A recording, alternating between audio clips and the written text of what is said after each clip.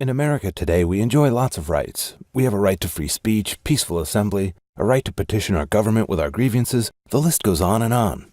The founders had to include a second chapter to the Constitution just to describe them all, a whole Bill of Rights. Let's take a look at one, the right to a trial by a jury of one's peers. If you're charged with a crime, you can stand before a cross-section of average Americans rather than a judge who is constricted by his training and position to rule based on laws that may not apply very justly. Your peers can do a runaround and rule based on common sense. Trial by your peers is guaranteed in our Constitution. But guaranteed against who or what? Well, that's obvious. Evil people in power who might want to whisk you away into the night for punishment without a fair hearing. Rotten governments throughout history have done this kind of thing with impunity. Here, we the people are protected from that kind of zealotry by the right to a jury. The First Amendment to the Bill of Rights gives us the right to free speech. We can criticize the government and the people in government. Plenty of places don't afford its citizens that right, even today. But here, we can talk smack as much as we please, and we do. The Second Amendment is the one about bearing arms. The people are allowed to keep guns so that if a corrupt government refuses to allow them the rights, they stand a chance in forcing change. In fact, all these rights are designed to protect us from our own government. The founders recognized that power corrupts and designed our entire system to prevent abuse by those we authorized to use power. But rights are not absolute. They change as you cross borders. Different states and countries recognize different laws. Your right to criticize the government in North Korea ends as you enter North Korea. So your rights exist, but only under certain circumstances. Namely, that the correct authority agrees that your rights exist and that they have the power to enforce them. Your rights are not absolute, and they rely on people with guns to make sure you can enjoy them.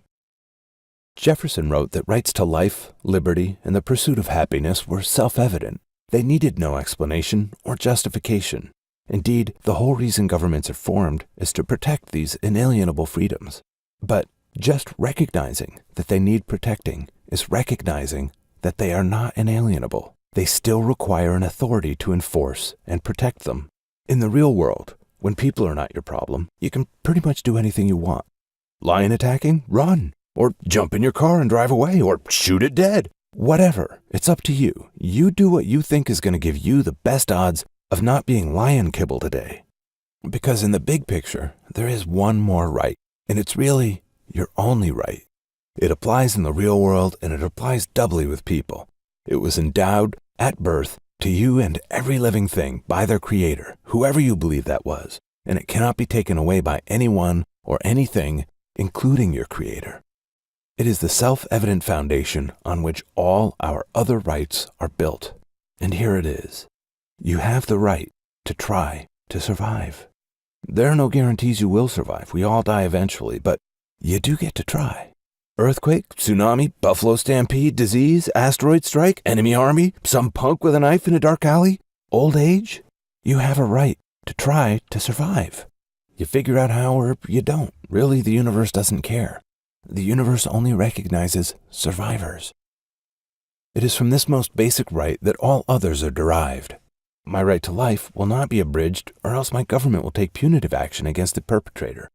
I want somebody to hunt down my killer and make their life miserable. And since most folks feel the same way, we make up a government and authorize it to do this kind of thing. Really, when we create a government, what we're trying to do is trying to survive. Just in a very organized manner, banding together against potential foes who may not even be visible to us yet, preemptive trying to survive.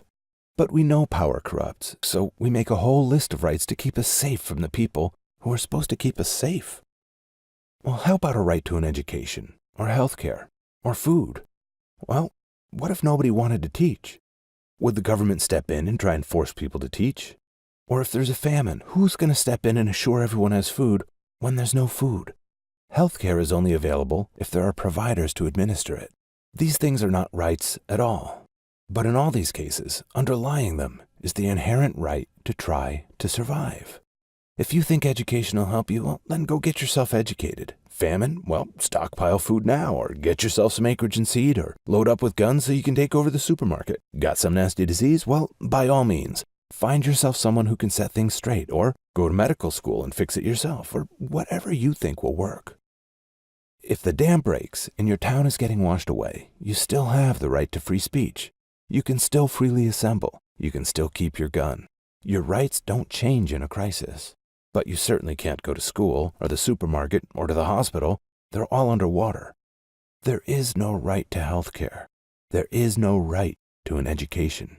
This brings us back to jury duty, where the need is so great and the threat of injustice so constant that we collectively allow our own government to compel us into this service. We enjoy a right to a jury, but we infringe on the liberty of others to enjoy it. Jury duty is just that, a duty. It's not enough to simply support the idea in theory. You must show up and serve, or face the wrath of the courts. Military draft is another example. There are times when the threat to the nation itself is so great that the ranks of the military can't be filled by volunteers.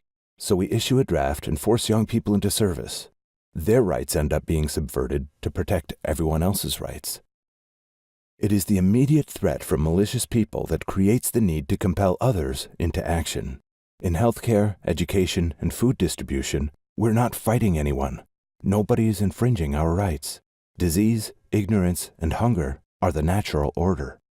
Our rights exist to protect us from other people.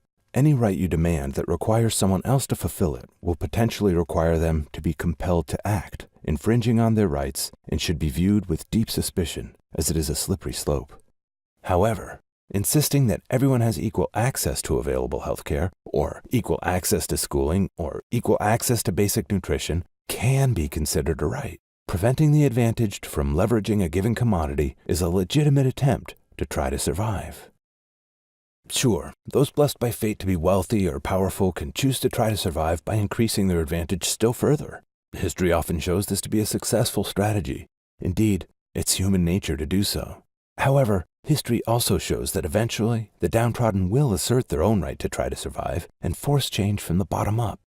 It usually entails a lot of bloodshed, and it's not always successful.